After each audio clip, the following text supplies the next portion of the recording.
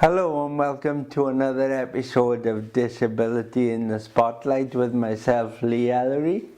And on the show today I have Jane and John Anderson from the Seawall Sale down in Mumbles. They're just going to talk to me about how that initiative started and why it came into existence in the first place. So welcome to the show both. Thank you, Lee, for that introduction, and thank you for having us. Right, so you want to know how it started? Well, it started with umbrellas, basically. Anybody that knows the Mumbles knows how much it rains there. And we're very fortunate, we live on the prom. So our garden gate actually is on the Mumbles prom and then opens onto the sea. So we have a lot of people walking past. And in 2022, we moved back home. I'm a Mumbles girl. My husband's from Scotland, so a long way from home. But we moved back, retired back to Mumbles, and sadly my father had passed away, but had left a house full of all sorts of stuff, but mainly 200 odd umbrellas. So we decided to put the umbrellas at the bottom of the gate onto the prom for people just to take them as they were going by. And that's exactly what happened. And then some people started to leave some money. They'd take an umbrella and they'd put £1 there or whatever, 50p or whatever. And we then decided that small amount of money we would give to charity. So that's basically how the Mumbles Seawall sale started, umbrellas along the prom. And 4 years later, we now have a little proper sale set up on the garden wall, and it's great fun to run, and we raise money for the Foodbank at West Cross. How much have you raised to date?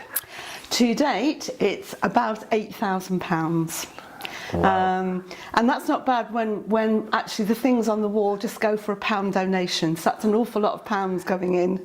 So plus the events that we do, but mainly the seawall, John, is what the basis of it, isn't it? Yeah, and the good thing about the seawall sale is that we don't ever donate any money to the food bank.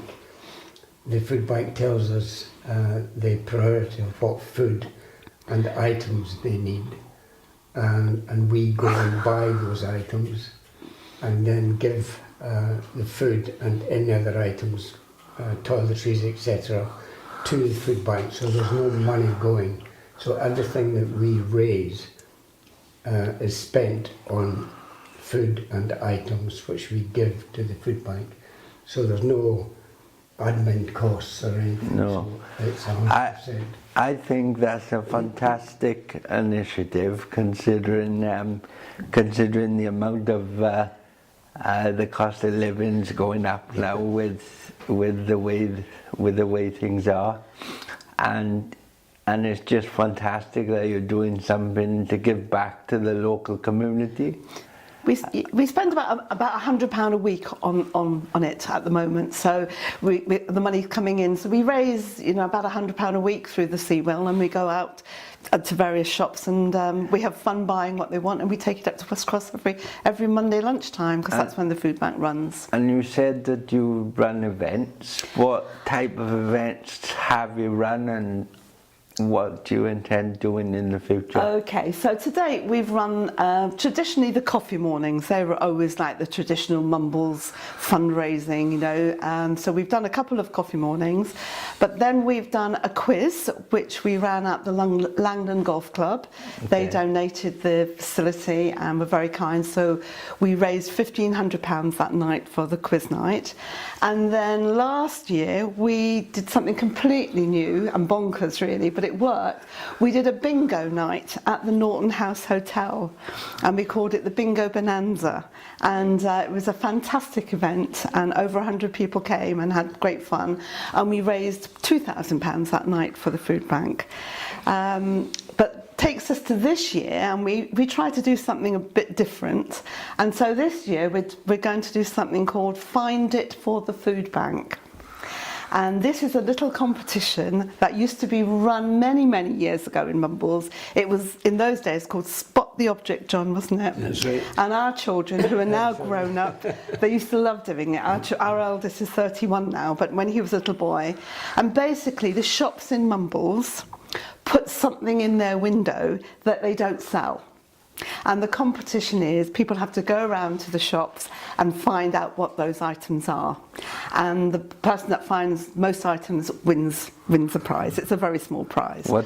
What type of prizes have you given away so far? Well, will you be giving away? This year it's going to be vouchers. It's going to be the £25 for the first prize. In each age category, and £10 runner-up in each age category as well.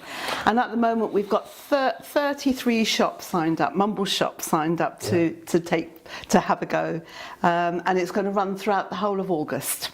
So that's what we're doing. Find it for the food bank all through August. But of course we've got to have the coffee morning. We must have the coffee morning to launch it. And so, coming on to that right now, yes, because I am aware that you've already asked me and Swan TV to come and do a piece on that. Can you tell me a bit about that event and the date? Okay, well I've got a little postie here to remind me. We're going to call it Sip by the Sea, because one of the things we like, because our garden, as I said, is on the prom, so we make sure the tide is in, so the tide will be to the wall, and people can come and sit in the garden and sip their tea and look at the sea. So it's called Sip by the Sea, and it's on Tuesday the 21st of July between 10 and 1 o'clock. So this year, rather than have it a set time, we thought we'd do a rolling time this time. Yeah. So people can come any time between 10 and 1 and have a cup of coffee and a cake, and perhaps spend some money on raffle tickets and bits and pieces that will be on sale, all raising money for the food bank. So Sip by the Sea, 21st of July. How can we find you? I know you've got a Facebook page, haven't you? Yes, yes, our handle, is that the right word, our handle? We have a Facebook and an Instagram page, which is the Mumbles Seawall Sale, all one word. Or if you want to come and see us, we are between the West Cross Pub and Ripple's Ice Cream Parlour along the Mumbles Prom. And you can't miss us, because on our garden wall we have a big mural of the old Mumbles train. So you can't miss us. So that's where we are, and you'd be very welcome. I've seen the ice cream parlour, that's for certain. I've been past there many a time. So, anything else you would like to mention about the charity that we might have missed? A couple of things. One is the mural was the last train to run. It was number 6, and Jane's mum was on that train. On the train, yes, that she was. We are trying, excuse me, we're trying to run another bingo event at the Norton Hotel, which Alan, the owner, very gratefully gives us the venue for free. Yeah. But we are looking, is it a plug? Yes. We are looking for a sponsor.